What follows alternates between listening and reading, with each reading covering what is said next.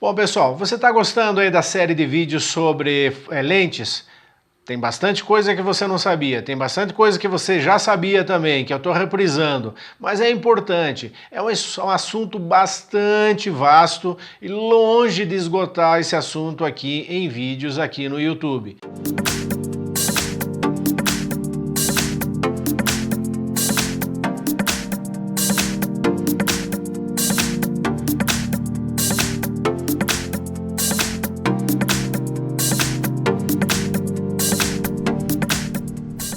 Pessoal, deixa eu retomar um assunto aqui que talvez possa ter criado uma certa confusão quando eu expliquei no outro vídeo lá.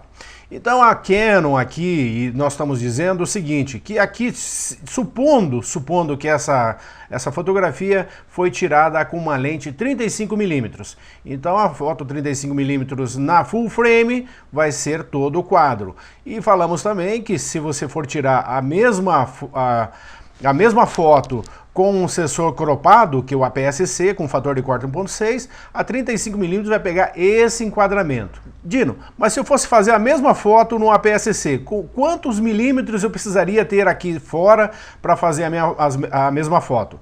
Então, logicamente, você vai pegar o 35mm, como você está vendo aí, e vai dividir por 1.6. E você vai ter, no caso, 21mm. Então 21mm no APS-C é a mesma coisa que uma 35mm, no caso, na full frame. E também aqui, eu coloquei algumas lentes aqui que são só para fazer um nível de comparação. Não estão todas as lentes aqui das full frames, eu já falei para você que todas as distâncias focais são baseadas na full frame, não são baseadas no APS-C. Full frame nasceu antes, as imagens, as fotografias, as câmeras vieram, as full frames vieram antes. Então você tem lá a tua 18-50mm. Cara, não precisa ficar fazendo o cálculo de quanto as lentes intermediárias representam no APS-C. Não existe necessidade disso, esqueça disso. Você não vai fazer cálculo nenhum. A 18-50mm ela está acertada lá no teu sensor APS-C. A hora que você faz os enquadramentos, você não precisa ficar pensando em nada. Só fazer o enquadramento e mandar ver. Você sabe que existe essa correspondência. Principalmente se você for comprar uma 50mm. Que eu vou explicar daqui a pouquinho também aqui no vídeo. A 50mm é uma lente EF. Não existe uma lente 50mm EFS. Toda 50mm então é EF. E você sabe que quando você compra uma lente 50mm, aí sim vale a pena você calcular. Não precisa calcular, mas você sabe que a 50mm vai dar uma 80 no teu APS-C. Então fica essa referência aí, não há necessidade, não fica calculando nada, nem multiplicando, nem dividindo. Você sabe que existe esses formatos aqui e as correspondências. Então é essa a letra que eu queria esclarecer definitivamente para você. Vamos às explicações.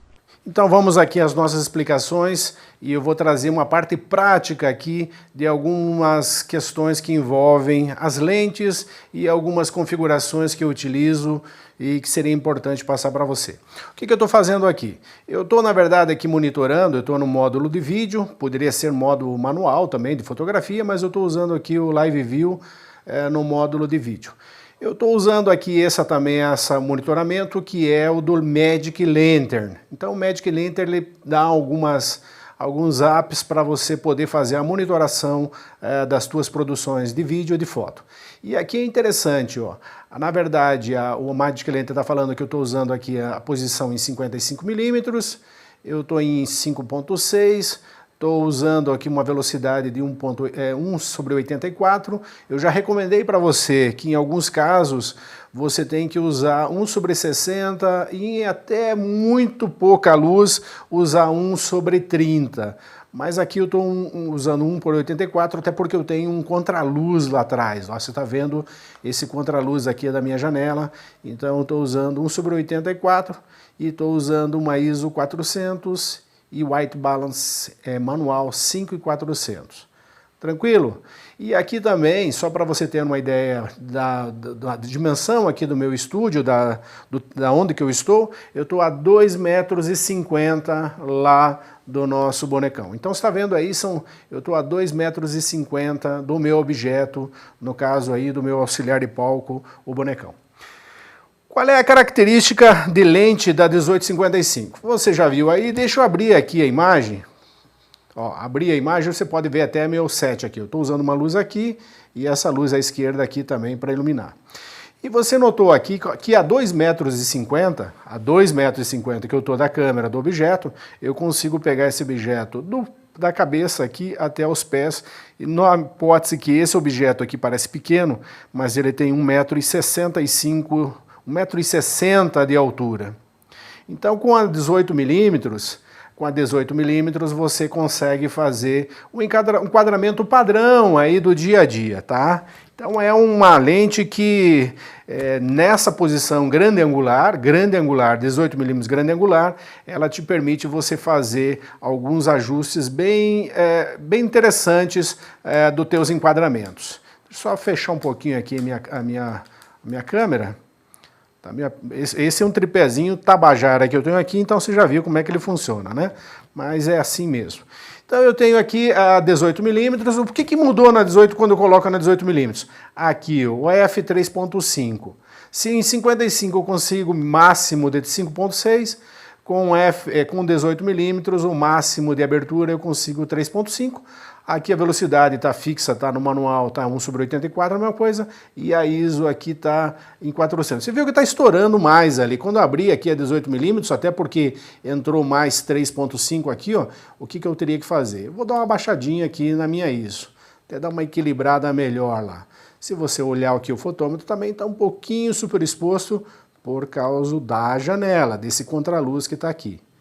Então essas são as preocupações mais gerais que você faz na hora de fotografar ou filmar, e aí você vê então a questão da 18 milímetros. Outra coisa que eu quero mostrar para você aqui na 18 milímetros, ó, os passos de foco, ó, essa focalização, ela é uns passos bem pequenos, ou seja, ó, tá fora de foco, eu também focar. Então eu preciso de pouca movimentação do anel de foco, seja no manual que eu estou usando aqui, ou seja no automático, você precisa de poucos passos para fazer a focalização. E aí que vem aquela afirmação que eu fiz para você. Para você filmar, para você ter uma lente ideal para filmagem, prefira lente de 18 até 28 milímetros. De preferência a 24 milímetros, 2.8. Além do que ela ser um pouco mais clara com isso, ela vai fechar um pouquinho o ângulo aqui, ela vai fechar um pouco o ângulo, mas ela é uma lente bem ideal, justamente, sabe por quê? A focalização. Você não precisa grandes ajustes de foco, e então a tua câmera, seja até 5 ou mesmo até 6i, você vai ter um foco bem legal. Principalmente se você for trabalhar com eventos. Então aqui, isso aí é 18 milímetros. Vamos passar agora para 55 milímetros. Qual é o desafio da 55 milímetros? Quando eu fechei aqui, ó, você viu aqui que a abertura já foi para 5.6. Então eu vou ter que dar uma compensada aqui na ISO. Então passei a ISO para um ISO 400. Beleza? Então mantive a mesma velocidade e aumentei a ISO. Em vez de aumentar a ISO, eu poderia aumentar a velocidade, diminuir a velocidade, né? Então 1/84 eu podia baixar para 1/60, que também ficaria bem fotometrado aqui, e no caso ainda tem esse contraluz lá, que é essa claridade que está vindo lá da janela. Mas aqui já está equilibrado. E na 55 milímetros é esse o enquadramento que você tem a 2,50 m. Ou seja, você consegue fazer fotos bacanas de pessoas, de grupos com 2 pessoas aqui, né? Fazer o tal da foto, você estando a 2,50 m dos objetos. Aqui outro detalhe também, o foco. O foco na 55 milímetros também é um foco muito mais fácil. Você está vendo aí quando eu estou movimentando o anel de foco, então você precisa de mais passos para fazer a focalização. Isso, logicamente, no manual, no foco manual, que você pode utilizar, ou então se você estivesse utilizando o foco no automático. Por isso, volto a dizer, a 24mm é uma lente bacana, não só pelo ângulo de visão, mas a questão de foco dela, que é um foco mais tranquilo de se fazer. Captou? Então aí fica as referências para você e vamos agora colocar aqui no nosso set as 50mm. Ó, moçada, mudei aqui um pouco o meu cenário, coloquei alguns elementos aqui atrás, até porque para mostrar 50mm aquele contraluz ali não ficaria legal. A minha 50mm, você já sabe, eu tenho uma vintage, ou seja, uma lente de outra marca que não seja da Canon. Eu tenho uma vintage da Pentax com f.2 e o f.2 que eu estou usando aqui, ela é uma íris, uma abertura manual. Então aqui f.2 eu posso ir variando aqui a abertura, né? E outra coisa, ela não aparece aqui, mesmo no Magic Lantern não aparece nem a abertura e nem a distância focal, que é os 50mm. Logicamente, se você usar 50mm da Canon ou da Yongnuo, você vai ter essas referências aqui no teu monitor da própria Canon. Então, dito isso, explicado isso, vamos aqui à primeira questão. A primeira questão é que a ISO vai ficar sempre bem macia, bem tranquila para você usar com 50mm. Ou seja, com pouca luz ou com a luz ambiente que você tenha no teu set de filmagem, você consegue trabalhar com ISO baixa. Usa ISO 100 aqui no caso, que é a menor ISO que tem aí nas Canons, né?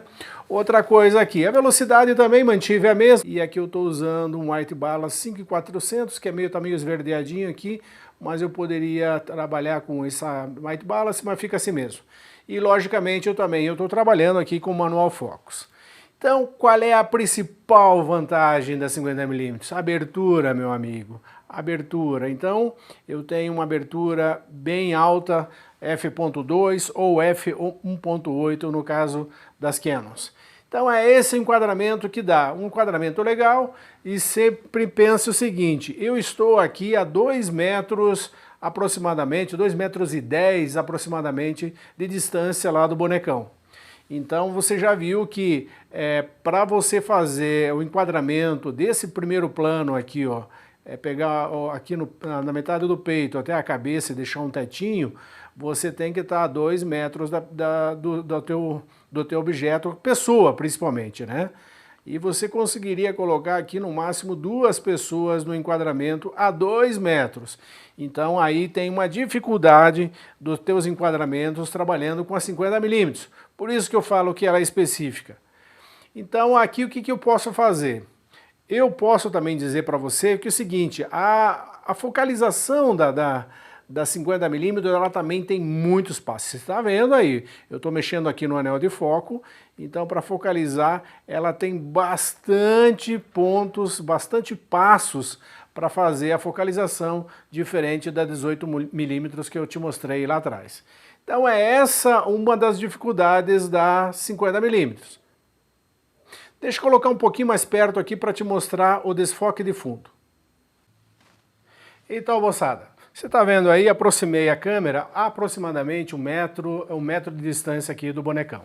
E você já está vendo aí a mesma EXIF, não mudei, alterei nada em relação ao EXIF, e já tem aqui no caso o efeito bokeh, que é o efeito de desfoque de fundo, desfoque de fundo. Logicamente aqui tem uma boa desfoque, mas quanto mais longe estiver esse fundo aqui, essas imagens de fundo, mais forte vai ser o desfoque. Então também não é simplesmente só você colocar alguma coisa na frente da 50mm que vai dar desfoque. Vai dar desfoque? Vai. Mas aquele desfoque extremo você vai conseguir afastando aquele fundo lá do teu objeto do primeiro plano. E aqui também, como eu estou a 1,10 m, ó, logicamente a grande referência de foco é nos olhos das pessoas. Você logicamente está fotografando pessoas, né? Então eu tenho que focar o olho. E aqui como o foco é bem crítico, ó, moçada, eu já perdi foto, já perdi algumas fotos por esse espaço crítico de foco da 50mm. Então fica aí mais uma dificuldade para você administrar, aí a prática mesmo, a utilização da 50mm, e aí você viu como é que faz o desfoque de fundo. Por que tem desfoque? Justamente eu já expliquei isso em vários momentos, porque você está usando aqui uma abertura f2. Então ficou aí as referências, essas questões que eu quis trazer para você, duas lentes, a 18-55 e a 50mm. Ah, Dino, mas por que você não traz as outras lentes? Cara, primeiro que eu preciso ter as lentes. Eu tenho algumas lentes. Outra coisa, eu trago aqui a referência mais econômica possível, para você não ficar investindo em grana, em lentes, em conjunto de lentes.